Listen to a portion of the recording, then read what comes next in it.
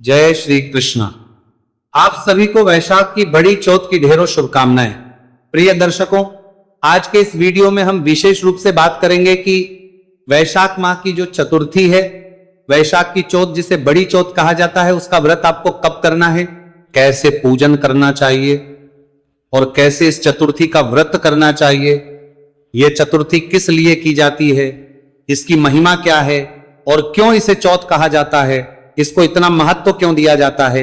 इस प्रकार से संपूर्ण जानकारी आने वाली वैशाख चौथ या कहीं वैशाख संकष्टी चतुर्थी के विषय में आपको इस वीडियो में प्रदान की जाएगी। आपसे निवेदन है कि वीडियो यदि थोड़ा सा भी उपयोगी लगे तो कृपया एक बार लाइक अवश्य कर दीजिएगा। भगवान गणेश की कृपा प्राप्त करने के लिए, अपने व्रत की सफलता के लिए कमेंट बॉक्स में अवश्य लिखिएगा जय श्री गणेश या ओम गंग गणपतये नमः।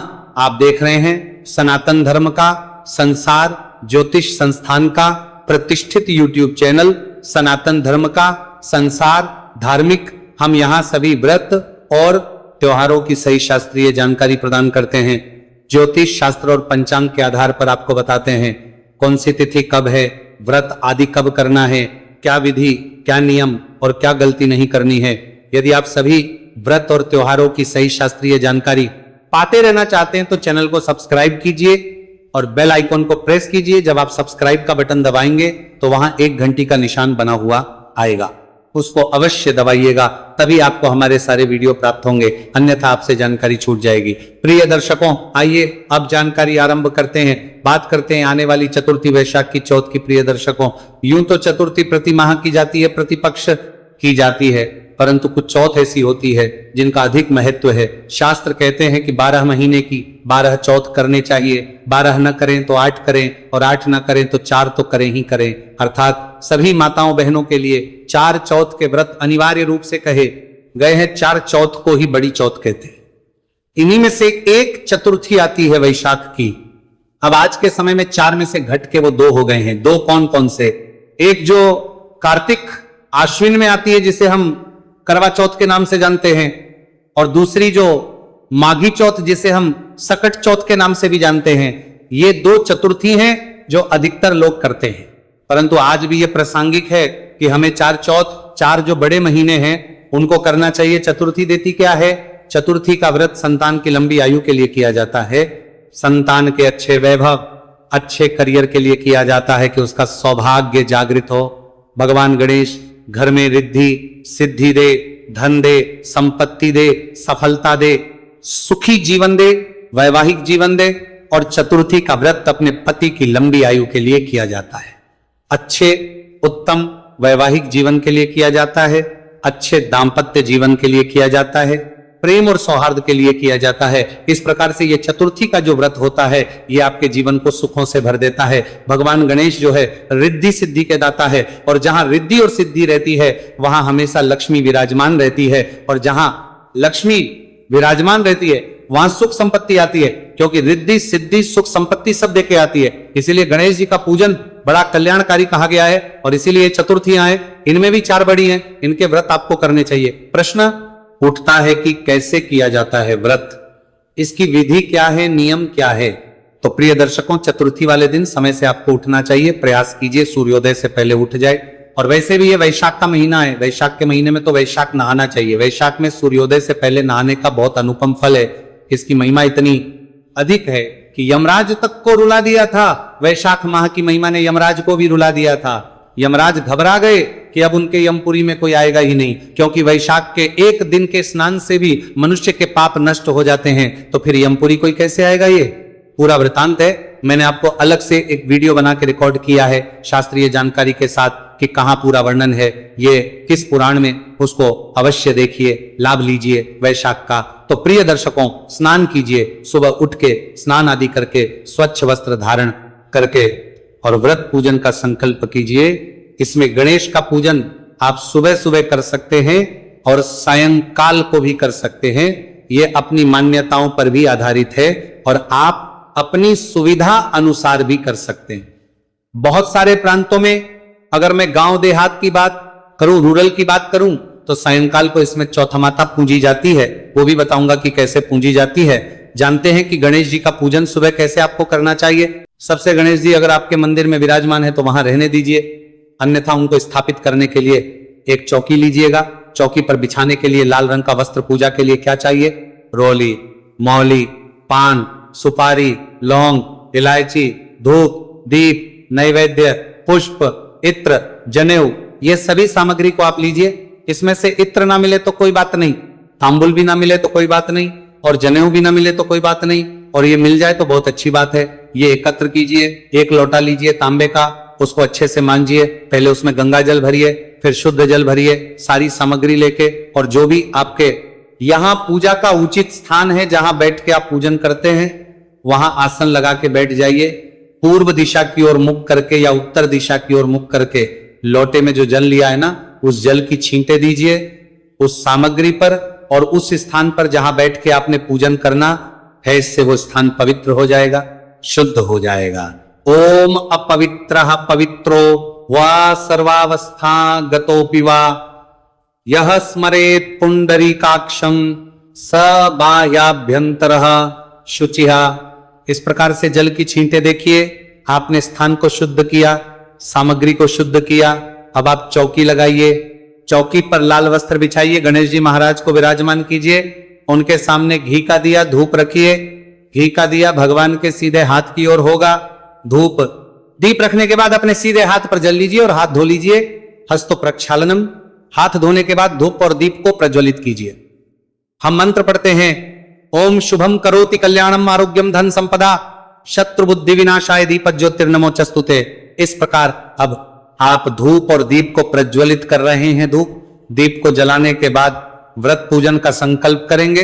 संकल्प करने के लिए अपने सीधे हाथ पर जल लीजिए, अक्षत लीजिए, पुष्प है पुष्प लीजिए, और 3 बार ओम श्री विष्णु, ओम श्री विष्णु, ओम श्री विष्णु, अपना नाम, अपना गोत्र, जिस स्थान पर बैठकर संकल्प कर रहे हैं वहां का मकान नंबर, क्षेत्र का नाम, शहर का नाम, वैशाख माह से कृष्ण पक्षी चतुर्थी आयु आरोग्यता प्राप्त है, शुभ संपत्ति प्राप्त है। भगवान गणेश प्रसन्नार्थ, चौथ माथा प्रसन्नार्थ, वैशाख चतुर्थी व्रत पूजन संकल्पम श्री। और यह संकल्प भगवान के चरणों में अर्पित कर दीजिए। संकल्प करने के बाद भगवान गणेश की पूजा करेंगे। सबसे पहले गणेश जी महाराज का ध्यान कीजिए। उमाशोतम शोक विनाशकार कम नमामि विघ्नेश्वर पाद पंकजम नमामि विघ्नेश्वर पाद पंकजम। गणेश जी महाराज का ध्यान करके हाथ में पुष्प लेके भगवान से निवेदन कीजिए कि प्रभु ये पुष्प मैं आपको आसन के रूप में अर्पित कर रहा हूं, इन्हें आप स्वीकार करें। और वह पुष्प आसन के रूप में भगवान गणेश को अर्पित कर रहे दीजिए। आसन देके गणेश जी महाराज का पद प्रक्षालन करेंगे, आर्य देंगे, आचमन ही कराएंगे, स्नान कराएंगे। जब मैं बोलूं एक एक मंत्र पर आप एक एक चम्मच जल सामने रखे पात्र में अर्पित कीजिएगा। पद प्रख्यान के लिए जल अर्पित कीजिए के रूप में 1 चम्मच जल गणेश जी महाराज को अर्पित कीजिए। पद के रूप में गणेश जी को 1 चम्मच जल अर्पित कीजिए। कराने के बाद स्नान कराते हैं, स्नान के लिए जल अर्पित कीजिएगा। स्नान कराने के बाद पंचामृत से स्नान कराएंगे, कच्चा दूध, दही, घी, शहद, शक्कर, और इस प्रकार से पंचामृत बना के फूल पर लगा लीजिए और अर्पित कीजिए। शुद्ध जल से स्नान कराएं।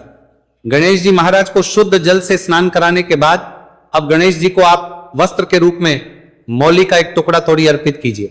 जनेऊ लीजिए, जनेऊ को रोली कुमकुम माते से तिलक कर लीजिएगा, फिर अर्पित कीजिएगा। यज्ञ पवित्र अर्पित करके गणेश जी महाराज को तिलक कीजिएगा। ओम गम गणपतये नमः तिलक कीजिएगा। अक्षय तर्पित कीजिए। गणेश जी महाराज को पुष्प अर्पित कीजिएगा, माला पहनाइएगा। ओम गंग गणपतये नमः माल्यार्पण गुरु अर्पित करके माला पहनाइए। दूर्वा अगर है तो दूर्वा हाथ में लीजिए, अर्पित कीजिए, समर्पित कीजिए। गणेश जी अब गणेश जी महाराज को धूप दिखाएंगे और दीप दिखाएंगे। ओम गंग गणपतये नमः धूप दीप दिखा के और नैवेद्य अर्पित करेंगे। नैवेद्य के रूप में अगर मोदक है तो मोदक अर्पित कीजिए, कोई फल है तो फल चढ़ा दीजिएगा, मिश्री है तो मिश्री अर्पित कीजिएगा, मिश्री ना हो तो बताशा अर्पित कर सकते हैं। ओम गंग गणपतये नमः। अब जलाजमिनी के रूप में 1 चम्मच जल अर्पित कीजिएगा। ओम गंग गणपतये नमः तांबुल अर्पित करेंगे। तांबुल के लिए 1 पान का पत्ता लीजिए, उस पे 2 लौंग, 2 इलायची और 1 सुपारी रखिए। वह गणेश जी महाराज को निवेदन कीजिए। जो भी आपकी कोई इच्छा है वह बोलते हुए यह पान का बीड़ा अर्पित कीजिए। गणेश जी महाराज को शुभ दक्षिणा और जो भी कुछ दक्षिणा के रूप में आप अर्पित करना चाहते हैं गणेश जी को, वह दक्षिणा के रूप में चढ़ाइए और हाथ जोड़कर नमस्कार कीजिए। इस प्रकार से आपने पूजन किया। अब आप चौथ माता की कथा सुनिएगा। वैशाख की चौथ की कथा मैं आपके लिए अपलोड करूंगा। बड़ी कल्याणकारी कथा है, कथा सुनिए। कथा सुनने के बाद गणेश जी महाराज की कथा भी साथ में एक अलग से सुनी जाती है, जिसे हम विनायक जी की कथा कहते हैं। विनायक जी की कथा कहते हैं। ये दोनों ही कथाएं आपको एक वीडियो में मिल जाएंगी। कथा सुन के फिर गणेश जी की आरती करेंगे। आरती करने के बाद नियम अनुसार दिन को व्यतीत कीजिए। किसी के प्रति वैर भाव ना रखिए, शांत चित्र से दिन व्यतीत कीजिए। किसी के साथ अपशब्दों का प्रयोग ना कीजिए। कथा जब आप सुन रहे हैं ना, तो लोटा जल का सामने रखा होगा, हाथ में आपने कुछ अक्षत लेने, चावल लेने या गेहूं लेने। कथा सुनने के बाद उसमें से कुछ गेहूं या चावल लोटे में डाल देने। बाकी आप अपने जो भी आपने वस्त्र पहने हैं उसके पल्लू में बांध लीजिए। अगर चुन्नी है तो चुन्नी और साड़ी है तो साड़ी के पल्लू में दो। अभी यहाँ पे प्रथाएं चलती हैं कि सुबह आपने कथा सुनी है तो कुछ प्रांतों में सुबह कथा सुन के जल सूर्य को दे दिया जाता है और शाम को चौथ माता की पूजा करके फिर अलग से लोटे से जल चंद्रमा को दिया जाता है। और कुछ प्रांतों में इसी जल को संभाल के रखा जाता है और शाम को चंद्रमा को जल दिया जाता है। ये आप अपनी प्रथा के अनुसार कर सकते हैं। इस प्रकार से सुबह की पूजा हो गई, आपकी कथा आदि हो गई आपकी। अब सायंकाल को चौथ माता की पूजा की जाती है। इसमें एक मानव आकृति बनाई जाती है। दीवार पर कहीं भी चित्र वो बनाया जाता है। एक और उसको भोग अर्पित किया जाता है। अग्नि पर भोग लगाया जाता है। चौथ माता के सामने बैठ के फिर कथा की जाती है। और तदोपरांत चंद्रमा उदय हो चुका होता है तो चंद्रमा को अर्घ्य देकर व्रत को खोल लिया जाता है। यही नियम है चतुर्थी व्रत का और यही उत्तम नियम है। आपने सुबह गणेश पूजन कर लिया है। आपके यहाँ चौथ माता की पूजा शाम को नहीं होती है तो बहुत उत्तम है, कोई दोष नहीं है उसमें। ये प्रथाओं पर आधारित है। क्या है कि पहले बहुत सारे प्रांतों में, बहुत सारे कबीरों में आरंभ में देवी पूजी जाती थी, तो देवी के रूप में चौथ माता को पूजा जाता था। तो आप गणेश जी की पूजा अगर सुबह कर लेते हैं ना, आपके यहाँ इस प्रकार से पूजा नहीं होती है तो वह भी श्रेष्ठ करें, उसमें कोई दोष नहीं है। इस प्रकार से आप गणेश जी का पूजन करें। यही गणेश जी का पूजन आप सायंकाल को भी कर सकते हैं अगर सुबह नहीं करें तो। और बहुत सारे लोग शाम को करते भी हैं तो उसमें भी कोई दोष नहीं है, श्रेष्ठ है। अब बात करेंगे कि यह व्रत आपने करना कब है। प्रिय दर्शकों, इस वर्ष वैशाख कृष्ण चतुर्थी जो है वो शुरू होगी 5 अप्रैल को सुबह 11:59 पर और 6 अप्रैल को दोपहर को 2:10 पर यह समाप्त हो जाएगी। ऐसे में बदिया तिथि मान के अनुसार चतुर्थी है 6 अप्रैल को, परंतु चौथ का जो व्रत है ना, वो चंद्रमा के अर्घ्य देकर खोला जाता है। इसीलिए जो चतुर्थी का व्रत है, बड़ी चौथ का व्रत है, यह किया जाएगा 5 अप्रैल को। अब इसमें एक बात बता दूं कि हां, इस दिन भद्रा लगेगी, लेकिन इस भद्रा से डरने की आवश्यकता नहीं है, क्योंकि इस भद्रा का जो प्रभाव है ना, वो इस संकष्टी चतुर्थी के व्रत पर नहीं पड़ता है। तो शाम को आप विधि विधान से चंद्रमा को अर्घ्य दीजिए, लोटे में जल लीजिए। जिस लोटे को जल भर के आपने कथा सुनी है उसी से आप अर्घ्य देंगे। चंद्रमा को मंत्र बोलेंगे, ओम श्रा श्री श्रो सह चंद्रमसे नमः। जो भी आपने पकवान बनाए हो उसे चंद्रमा को भोग अर्पित कीजिए, अक्षत अर्पित कीजिए और जल अर्पित करके परिक्रमा करके चंद्रमा की पूजा कीजिए और फिर आप व्रत को पूर्ण कीजिए। इस प्रकार से आप इस व्रत को करेंगे। पूजा के लिए शुभ मुहूर्त रहेगा 5 अप्रैल को सुबह 7:41 से और 12:24 तक, क्योंकि विशाखा नक्षत्र रहेगा। बहुत ही कल्याणकारी है, ये लाभ और उन्नति मुहूर्त है। इसकी हम बात करें तो सुबह 9:15 से और 10:50 तक ये रहेगा। वहीं अमृत योग जो होता वो 10:50 से और 12:24 तक रहे। वैशाख संकष्टी चतुर्थी, या ये कहें कि वैशाख की बड़ी चौथ के दिन जो चंद्रमा का उदय रहेगा वो रात को 9:58 पर होगा। ये दिल्ली के अनुसार मैंने समय बताया है। यदि आप अपने क्षेत्र के अनुसार जानना चाहते हैं, अपने शहर का समय जानना चाहते हैं, तो कमेंट बॉक्स में लिख के पूछ लीजिएगा। भगवान गणेश आपका व्रत सफल करें। जय श्री गणेश।